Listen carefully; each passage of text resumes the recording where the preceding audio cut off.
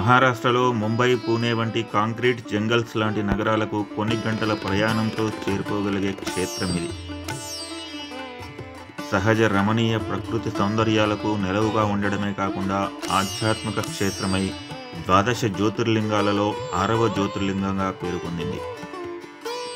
ఈ ఆలయ పూర్తి వివరాల్లోకి వెళ్లే ముందు మీకు మేము చేసే విన్నపం ఏమిటంటే మా ఈ ఛానల్కు సబ్స్క్రైబ్ చేయండి. వీడియో చూశాక లైక్ చేసి షేర్ చేయడం మాత్రం మరవద్దు. ఇక ఈ ఆలయ వివరాల్లోకి వెళ్తే ఈ ఆలయం మన దేశంలో ఉన్న 12 జ్యోతిర్లింగాలలో 6వది. అదే భీమశంకర జ్యోతిర్లింగం. ముంబై నుండి సుమారు 200 కిలోమీటర్ల దూరంలో, పూణేకి 130 కిలోమీటర్ల దూరంలో సహ్యాద్రి పర్వత శ్రేణుల్లో దట్టమైన అటవీ ప్రాంతంలో ప్రకృతి సహజ సౌందర్యాల మధ్య కొలువై ఉంది ఈ ఆలయం. భీమశంకర్ ఆలయానికి సంబంధించి అనేక కథలు పురాణాల్లో ప్రస్తావించబడ్డాయి.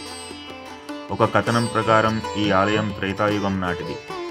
రావణుడి సోదరుడు అయిన కుంభకర్ణుడు రాముడి చేతిలో మరణించిన సంగతి తెలిసిందే. అయితే కుంభకర్ణుడికి భీముడు అనే కొడుకు ఉన్నాడు. రాముడిపై ప్రతీకారానికి ఆలోచించిన భీముడు బ్రహ్మకై తీవ్ర తపస్సు చేసి బ్రహ్మ నుండి వరం పొందాడు. తర్వాత భీముడు అహంకారానికి లోనయ్యాడు. అంతేకాక శివుడిని పూజించడం మానేయమని అప్పటి రాజు కామరూపేశ్వరుడిని బెదిరించాడు. ఆ రాజు నిరాకరించడంతో భీముడు అతన్ని బందీగా ఉంచాడు. కానీ రాజు జైలులో కూడా శివలింగాన్ని ప్రతిష్ఠించి తన పూజలను కొనసాగించాడు. బ్రహ్మవరంతో వచ్చిన శక్తితో అందుడైన భీముడు తన కత్తితో శివలింగాన్ని ధ్వంసం చేయడానికి ప్రయత్నించగా శివుడు ఆ ప్రదేశంలో ప్రత్యక్షమై భీముడిని సంహరించాడు. ఆ తర్వాత దేవతలందరూ అక్కడ ప్రత్యక్షమై శివుడిని ఆ ప్రదేశంలో జ్యోతిర్లింగంగా ఉండమని కోరగా శివుడు అక్కడ జ్యోతిర్లింగంగా వెలిశాడు.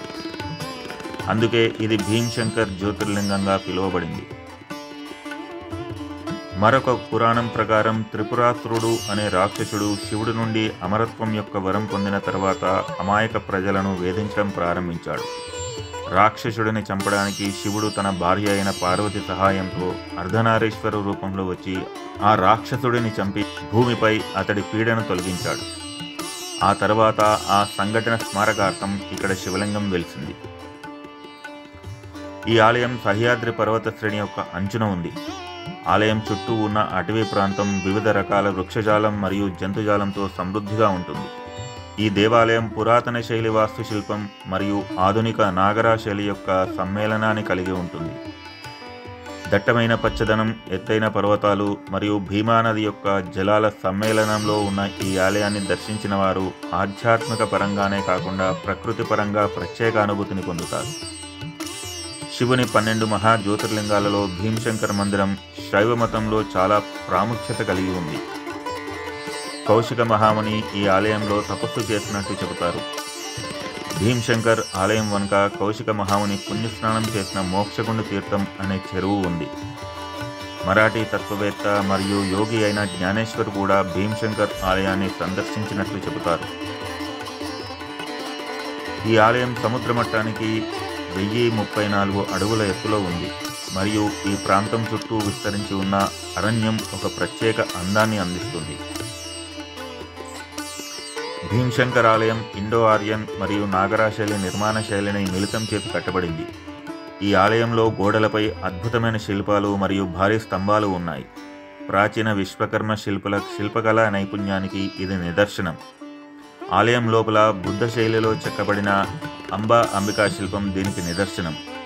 ఆలయ గర్భగుడి దిగువ స్థాయిలో నిర్మించబడింది. దాని లోపల జ్యోతిర్లింగం అయిన స్వయంభూ శివలింగం ఖచ్చితంగా గర్భాలయం యొక్క నేల మధ్యలో ఉంది. ఆలయం యొక్క ద్వారస్తంభాలలో పురాణాల నుండి కొన్ని ప్రసిద్ధ గాథలతో చెక్కబడిన శిల్పాలతో అలరారుతున్నాయి. ఈ ఆలయంలో శనిదేవుని పురాతన మందిరం కూడా ఉంది. దీనిని భక్తులు చాలా పవిత్రంగా భావిస్తారు. శివుని వాహనమైన నంది విగ్రహం ఆలయ ప్రవేశ ద్వారం వద్ద ఉంది. ఆలయ పరిసరాల్లో మోక్షగుండ తీర్థం, సర్వతీర్థం, కుశారణ్య తీర్థం మరియు జ్ఞానకుండం అనే అనేక గుండాలు చూడవచ్చు. ఈ ఆలయాన్ని మొదట ఎవరు నిర్మించారు అనే దానికి స్పష్టమైన ఆధారాలు లేవు, కానీ పరిశోధకులు తెలిపిన వివరాల ప్రకారం ఆలయ నిర్మాణం కనీసం 800 సంవత్సరాల నాటి పురాతనమైనది. 13వ శతాబ్ద ప్రారంభంలో జరిగింది. క్రీస్తు శకం 1437లో పూణేకు చెందిన వ్యాపారుడు చిమాజీ అతంజీ నాయక్ భిండే ఈ ఆలయంలో ఒక హాలును నిర్మించాడు. అయితే 18వ శతాబ్దంలో మరాఠా పాలనలో ఆలయంలోని కొన్ని భాగాలు పునరుద్ధరించబడ్డాయి. పీష్వా కాలంలో శక్తివంతమైన రాజకీయ నాయకుడు నానా ఫడ్నవీస్ ఆ కాలంలో ప్రబలంగా ఉన్న ఆధునిక నిర్మాణ శైలిని ప్రతిబింబించే సభామండపం మరియు ఆలయ శిఖరాన్ని నిర్మించాడని చెబుతారు. మరాఠా చక్రవర్తి ఛత్రపతి శివాజీ ఆలయ నిత్య కైంకర్యాలకు భీమ్శంకర్ ఆలయానికి కొన్ని దానాలు చేశాడు. ఛత్రపతి శివాజీ, రాజా రామ్ మహారాజ్ మరియు పీష్వా బాలాజీ విశ్వనాథ్ వంటి అనేక మంది రాజులు ఈ పవిత్ర క్షేత్రాన్ని సందర్శించారు. దీక్షిత్ పట్వర్ధన్ మరియు రఘునాథరావు వంటి ఇతర పీష్వా పాలకులు కూడా ఆలయంలో ప్రధాన పునర్నిర్మాణాలకు సహకరించారు. వన్యప్రాణుల రక్షణ చట్టం 1972 ప్రకారం మహారాష్ట్ర రాష్ట్ర ప్రభుత్వం ఈ ఆలయ ప్రాంతాన్ని భీమ్శంకర్ వన్యప్రాణుల అభయారణ్యంగా గుర్తించింది. భీమ్శంకర్ ఆలయం ప్రస్తుతం పూణే మున్సిపల్ కార్పొరేషన్ మరియు మహారాష్ట్ర ప్రభుత్వం ఆధ్వర్యంలో ఉంది. ప్రతిరోజు వేలాది మంది సందర్శకులు ఈ ఆలయ సందర్శనార్థం వస్తుంటారు. కొన్ని పూజల సందర్భంలో ఆలయంలో ఉన్న విగ్రహాన్ని తాకవచ్చు. తెల్లవారుజామున 4:30 జరిగే అఖాడ హారతి సమయంలో శివలింగం కనిపిస్తుంది. మిగతా రోజంతా వెండి వస్త్రాలతో కప్పబడి ఉంటుంది. మధ్యాహ్నం 3 గంటలకు మధ్యాహ్న హారతి జరుగుతుంది. దీని తర్వాత సాయంత్రం 4 నుండి రాత్రి 9:30 వరకు శృంగార దర్శనం జరుగుతుంది. ఈ సమయంలో అభిషేకం అనుమతించబడదు. భీమ్శంకర్ ఆలయంలో సంవత్సరం పొడవునా ఏవో ఒక వేడుకలు జరుగుతాయి.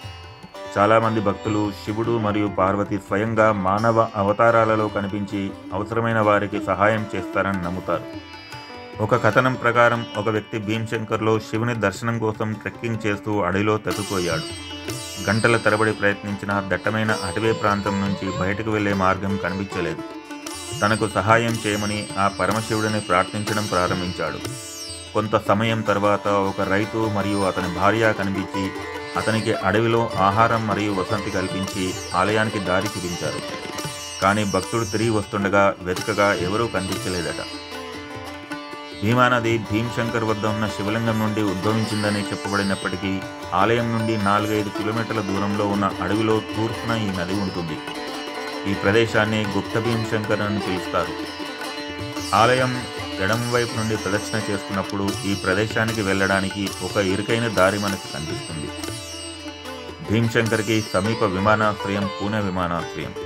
అక్కడ నుండి 2:30 గంటల్లో ఈ ఆలయానికి కారులో చేరుకోవచ్చు. లూనావాలా రైల్వే స్టేషన్ సమీప రైల్వే స్టేషన్. అక్కడ నుండి బస్సుల ద్వారా, టాక్సీల ద్వారా చేరుకోవచ్చు. ముంబై నుండి ప్రభుత్వ మరియు ప్రైవేటు బస్సుల సౌకర్యం ఉంది.